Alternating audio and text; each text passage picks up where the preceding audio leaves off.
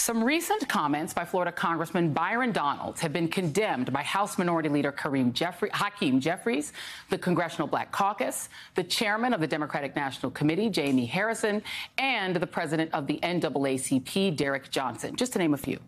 In those comments at an event designed to help Republican outreach to black voters in Philadelphia earlier this week, Congressman Donalds made what certainly seemed like positive comments about the Jim Crow era. And he claims his critics are missing the context of what he said. So here's the context. I grew up with my mom.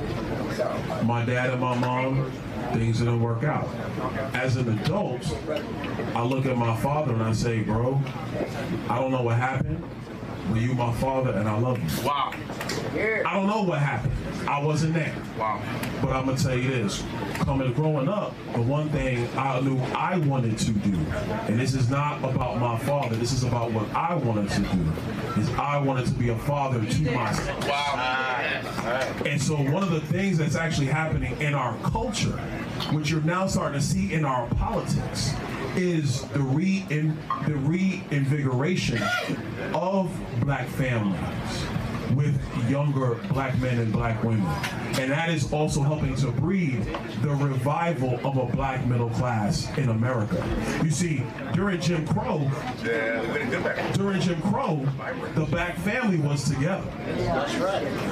During Jim Crow, more black people were not just conservative, because black people always have been conservative-minded, but more black people voted conservatively. And then H.E.W., Lyndon Johnson, and then you go down that road, and now we are where we are. What's happened in America the last 10 years, and I say it because it's my contemporaries, it's Wesley's contemporaries, you're starting to see more black people be married in homes, raising kids. It's when you home with your wife raising your kids, and then you look at the world, you're saying, now wait a minute, time out.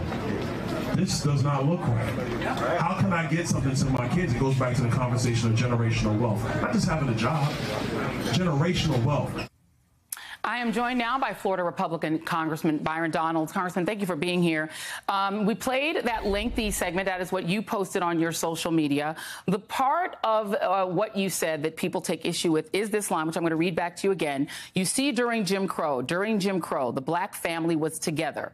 During Jim Crow, more black people were not just conservative. Black people have always been conservative-minded, but black people voted conservatively. But it is that during Jim Crow, the black family was together. That's what people have taken issue with. What are they missing? Frankly, what's really happened is that you have, Democrats and you have the Biden campaign, and some of the media want to twist my words for political purposes. The overarching issue is talking just about black families and why you're seeing a trend of black people leaning towards Republicans in this election cycle and probably in election cycles to come. And part of that, is that when you're raising families, raising kids, et cetera, you're now thinking about all of the public policy issues, all of the economic issues, all of the education issues. And that's leading people to have divergence in political thoughts. That was the only point. The stuff that comes up about Jim Crow and twisting my words, saying I was being nostalgic or saying that Jim Crow was good for black people, that's all political spin. It's a lie. It's gaslighting. And that's truly unfortunate. So here's the challenge, Congressman. You started out talking about your family, talking about your mom, talking about being raised, and you on your own brought up Jim Crow. In fact, you said Jim Crow 3 times for emphasis. It wasn't the media or the Democrats or gaslighters who brought up Jim Crow. It was you. You brought up Jim Crow. So why did you use Jim Crow specifically as your reference? You did that. No one else did that. You did it. Oh, I did. We were having a conversation, just talking as, black people in Philadelphia. But if you're going to use the chronological timeline of America before the Great Society and Lyndon Johnson's time period, you had, unfortunately, the Jim Crow era in America. During that time period, the marriage rates of black Americans was significantly higher than any other time since then in American history. So it is a divergence if you're talking about marriage rates in the Black community. They have plummeted. And what we've seen recently in America, which is a very good thing we should all celebrate, is that the marriage rates in the Black community are rising again. That's good for Black families. That's definitely good for Black children. It's something I want to see. I'm quite sure you want to see it as well.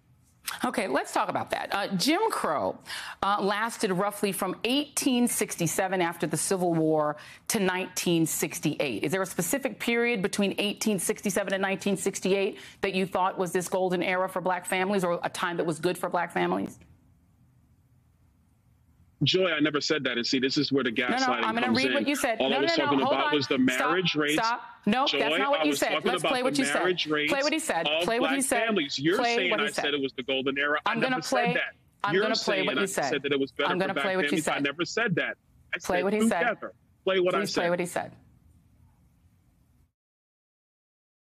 During Jim Crow, the Black family was together. That's right. During Jim Crow, more Black people were not just conservative, because Black people are always a bit conservative-minded, but more Black people voted conservatively. And then H.E.W., Lyndon Johnson, and then you go down that road, and now we are where we are. Okay, so now I'm going to go back. You said during Jim Crow, the Black family was together. What was the authority of the Black father in the Black family during Jim Crow? Well, listen, under Jim Crow, obviously, Black people were under great persecution, unfortunately, by Southern Democrats and the Democrat Party overall in the history of our country. That's the fact.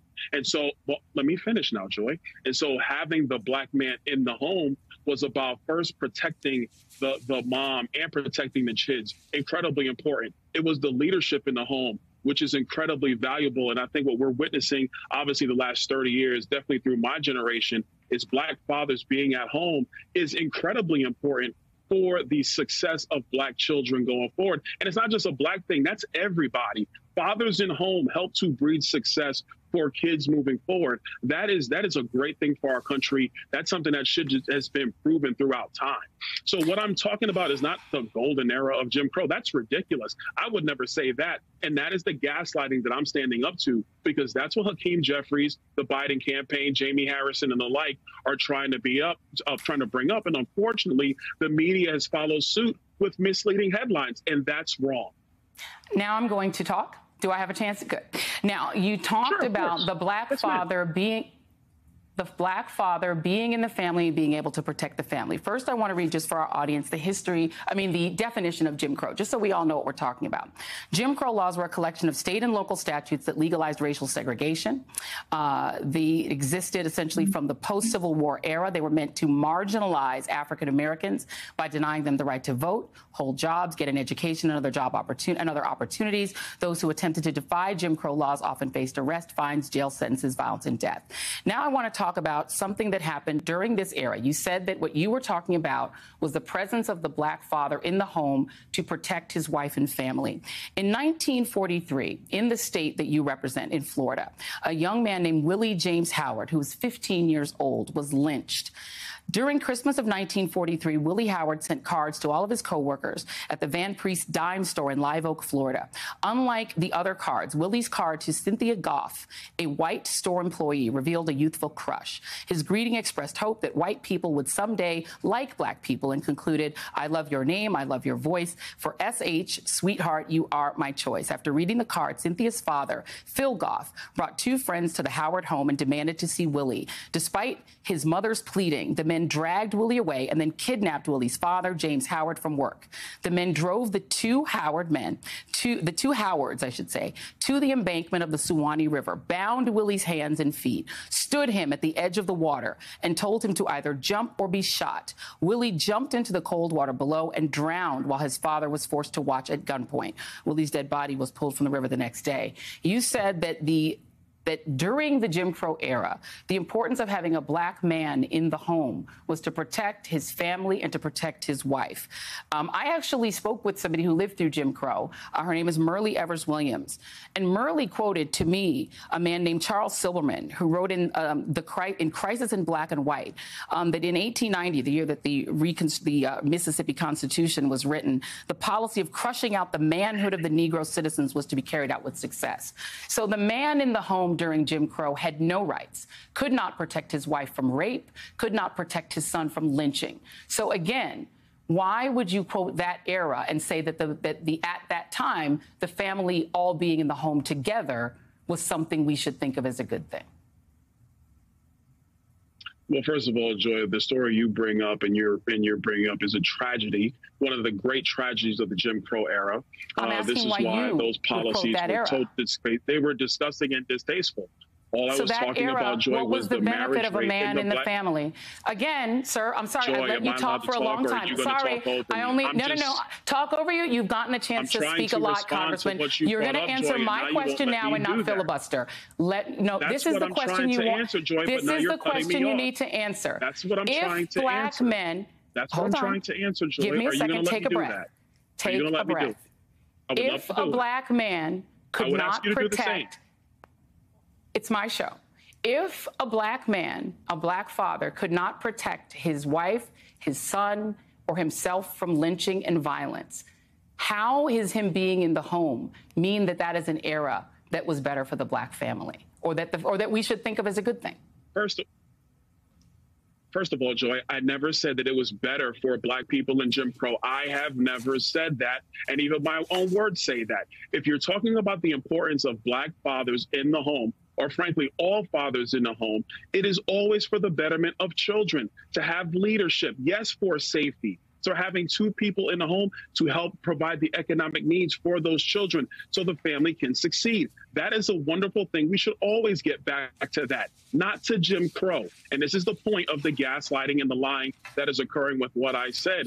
Don't try to impose the fact that the marriage rates were better in the higher, I want to be clear, higher in the Jim Crow era to mean that I think Jim Crow is great. That is a lie. That is gaslighting. I would never say such a thing, which is why the Jim Crow era was destructive of black people.